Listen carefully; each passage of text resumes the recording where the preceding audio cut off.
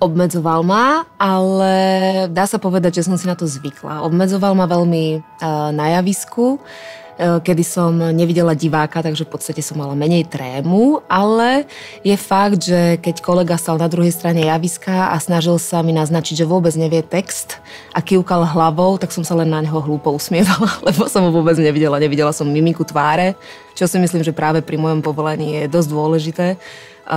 Takže oželala som toho diváka, že ho teda vidím, ale snažím sa ho nejako nevnímať, aby som nemala trému a konečne vidím svojich kolegov na javisku.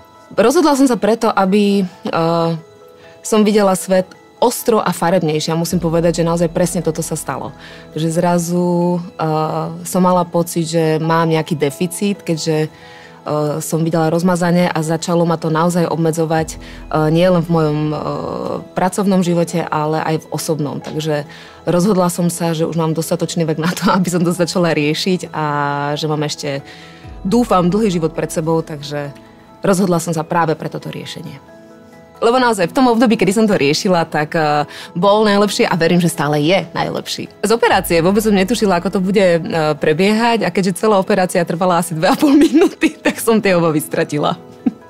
Po 2,5 minútach. Nie, oni sa rozpadli, keď som vošla tam, keď mi rozklapkali oči a vtedy som pochopila, že som len v rukách Božích veselého, takže už naozaj som sa oddala a nech si so mnou robia, čo chcú. A dopadlo to dobre. U mňa je niekedy lepšie, keď nemám všetky informácie, lebo začnem nad tým príliš premýšľať. Takže mala som základné informácie a to mi bohate stačilo. Nemala som obavy, keď som tam ležala, lebo naozaj to bolo veľmi rýchle a bezbolestné. Myslím, že u mňa rekonvalescencia trvala 24 hodín. Po operácii som prišla domov a v podstate celú noc som prespala. Na druhý deň, teda, vidím. Teraz je to veľmi príjemná súčasť života, že niečo, čo bolo pokazané, sa dá opraviť veľmi dobre, veľmi rýchlo, veľmi efektívne a je to úplne super.